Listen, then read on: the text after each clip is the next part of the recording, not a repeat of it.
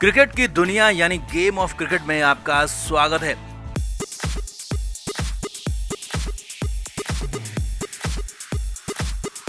Virat Kohli team India की test कप्तानी भी छोड़ चुके हैं और अब वो बतौर बल्लेबाज ही टीम में खेलेंगे। विराट की जगह पर वनडे और टी20 की कप्तानी रोहित शर्मा को सौंपी गई थी और टेस्ट मैचों में भी रोहित शर्मा ही उप कप्तान है, तो माना जा रहा था कि रोहित ही टेस्ट मैचों में भी अगले कप्तान होंगे, लेकिन ऐसा होने नहीं जा रहा है। जी हां, बीसीसीआई से मिल रही बड़ी खबर यही है कि रोहित शर्मा को टेस्ट कप्तानी नहीं मिल रही है। रोहित शर्मा सिर्फ लिमिटेड ओवर के ही कप्तान रहेंगे और टेस्ट कप्तान किसी और को बनाया जाएगा और इसके लिए विराट कोहली का लेटर वजह बताया जा रहा है, जिसके बाद 4 खिलाड़ी कप्तानी की रेस में शामिल हो गए। तो आपको बताते हैं क्या हुआ, अचानक ऐसा कैसे रोहित का पत्ता हो गया साफ, क्या लिखा विराट ने और कौन है कप्तानी के दावेदार, आप भी कमेंट करके जरूर बताएं, वीडियो को शेयर भी करें। तो टीम इंडिया की कप्तानी करना किसी भी खिलाड़ी का सपना होता है और टेस्ट क्रिकेट खेलने के साथ ही टेस्ट का कप्तान होना तो सबसे बड़ा ऑनर है। तो ऐसे में विराट कोहली ने जब टेस्ट की कप्तानी छोड़ी तो सभी को लगने लगा कि उप कप्तान रोहित शर्मा ही अगले कप्तान होंगे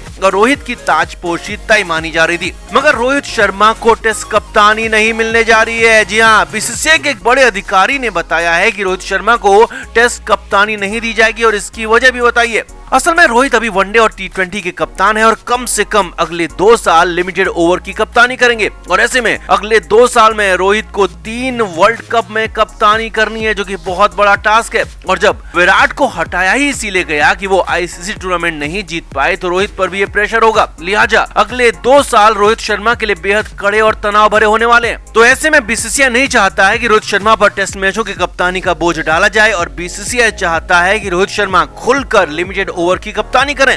हालांकि बड़ी खबर यह भी है कि रोहित ने खुद टेस्ट मैचों की कप्तानी करने की इच्छा जताई है और रोहित ने बीसीसीआई से कहा है कि वो टेस्ट मैचों की कप्तानी के लिए भी तैयार हैं, लेकिन बीसीसीआई उन्हें कप्तानी देने से बचना चाहता है ताकि रोहित शर्मा को वनडे और टी20 में पूरा समय मिले। आईसीसी टूर्नामेंट जीतकर विराट को हटाने के फैसले को रोहित सही और सच्चा साबित करके दिखाएं।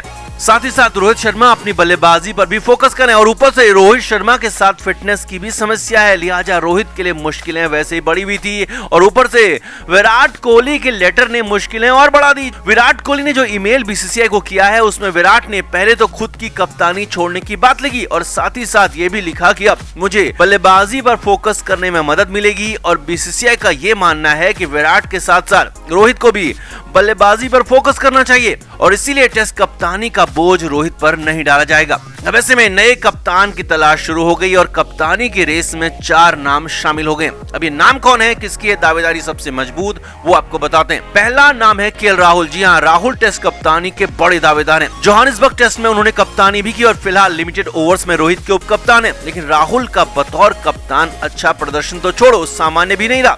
टेस्ट कप्तानी में राहुल पर कई सवाल खड़े हो गए। उनके फैसलों ने एक तरह से भारत को जोहानिसबर्ग टेस्ट मैच हरा दिया और आईपीएल में तो वो हमेशा ही फिसड्डी कप्तान साबित हुए। लिहाजा राहुल को फुल टाइम कप्तानी सौंपना बीसीसीआई के लिए मुश्किल हो सकता है और इसीलिए बीसीसीआई को हिचक है और राहुल को कप्तानी मिलने की संभावना इसलिए भी कम है।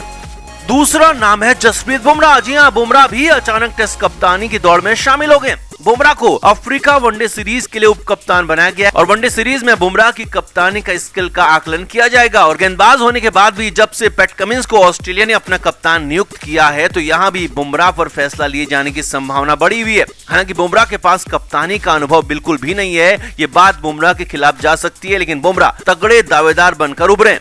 तीसरे दावेदार है ऋषभ पंत। जी हां, पंत भी टेस्ट कप्तानी के बड़े दावेदार के रूप में उभरे और जब आखिरी टेस्ट मैच की आखिरी पारी में उन्होंने शतक लगाया और वो भी बेहद जिम्मेदारी के साथ, तो उनकी दावेदारी और ज्यादा मजबूत हो गई।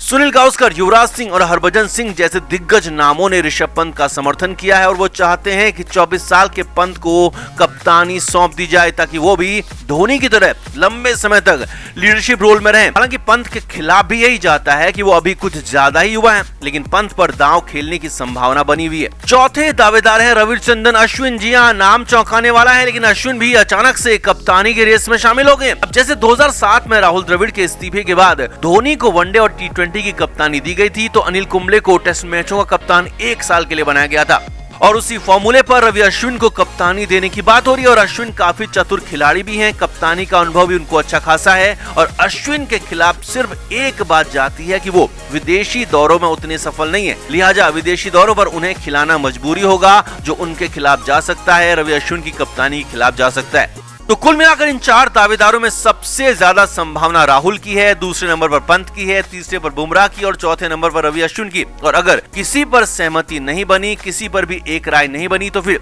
1 साल या फिर 6 महीने के शॉर्ट टर्म के लिए रोहित शर्मा को भी टेस्ट कप्तानी दी जा सकती है और फिर नए किसी कप्तान को लाया जाएगा। तो आपका क्या मानना है, किसे होना चाहिए भारत का नया टेस्ट कप्तान और रोहित शर्मा को टेस्ट कप्तानी नहीं देने का फैसला कितना सही है, कितना गलत, कमेंट करके जरूर बताएं और वीडियो को शेयर भी करें।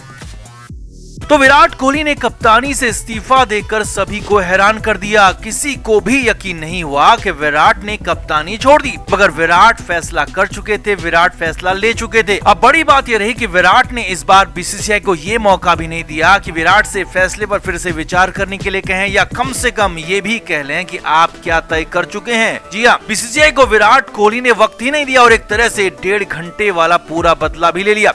अब विराट कोहली के लिए फैसला इतना आसान नहीं था। हम आपको पहले भी बता चुके हैं कि विराट सीरीज के बाद इस्तीफा देने का मन पहले ही बना चुके थे और केपटाउन टेस्ट मैच विराट का बतौर कप्तान आखिरी टेस्ट मैच था। अब एक बड़े इंग्लिश अखबार टेलीग्राफ ने इसे लेकर बड़े हैरानी भरे खुलासे किए। टेलीग्राफ के मुताबिक जैसे ही टेस्ट मैच खत्म हुआ तो सभी खिलाड़ी ड्रेसिंग रूम में आए तो विराट कोहली ने सभी खिलाड़ियों को संबोधित किया। विराट ने कहा कि वो कप्तानी छोड़ने जा रहे हैं, आज से अभी से इसी वक्त से वो टीम इंडिया के टेस्ट टीम के कप्तान नहीं है।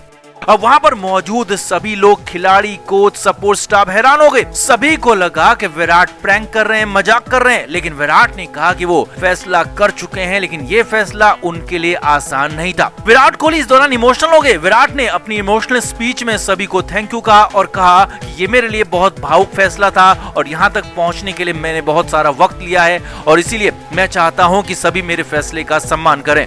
अब विराट 14 जनवरी की शाम करीब 6 बजे के आसपास टीम के सदस्यों के साथ ये बातचीत कर रहे थे, लेकिन साथ ही साथ विराट कोहली ने साथियों के सामने एक शर्त भी रख दी। विराट ने कहा कि आप सभी से मुझे एक फेवर चाहिए, आप ये बात यहाँ से बाहर यानी कि ड्रेसिंग रूम से बाहर किसी को भी नहीं बताएंगे, यहाँ तक कि अपने घर पर भी नहीं। जी हाँ, विराट कोहली ने खिलाड़ियों के इस्तीफे की बात तो बताई, लेकिन साथ ही साथ कहा कि वो किसी से भी इस बात को शेयर नहीं करेंगे और वो खुद सबके सामने इस बात को पब्लिक करेंगे।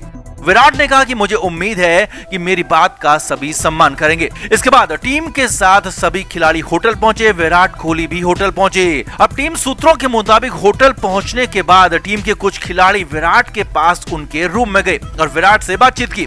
विराट कोहली बेहद इमोशनल थे। करीब 2 घंटे तक विराट के रूम में खिलाड़ी आते जाते रहे और इमोशनल विराट इस दौरान आंसू निकालते रहे। जी हाँ, विराट कोहली होटल आकर रोने लगे थे। जो विराट कोहली मैदान में लड़ते हैं, भिड़ते हैं, विरोधी टीम को कहीं का नहीं छोड़ते, हर वक्त दबाने की कोशिश करते हैं, वही विराट कोहली इमोशनल थे और होटल में उनकी आंखों से आंसू निकल रहे थे। करीब 2 से 2.5 घंटे तक विराट होटल में रोते रहे थे और इस दौरान बाकी खिलाड़ी उन्हें समझाते रहे। उसके बाद अगले दिन विराट को कप्तानी छोड़ने का अनाउंसमेंट करना था। अब यहाँ पर भी देखिए और समझिए, विराट कोहली कप्तानी छोड़ने का मन बना चुके थे या कहें कि छोड़ ही चुके थे, लेकिन ना तो बीसीसीआई को और ना ही बोर्ड अध्यक्ष सौरव गांगुली को और ना ही टेस्ट टीम के उप कप्तान और वनडे T20 के कप्तान रोहित शर्मा को इस बारे में कोई खबर दी गई थी। क्रिकेट के हर नए अपडेट के लिए गेम ऑफ क्रिकेट को सब्सक्राइब करें और उसके बाद बेल आइकन को प्रेस करना ना भूलें ताकि सिर्फ आपको मिले गेम ऑफ क्रिकेट की हर खबर सबसे पहले।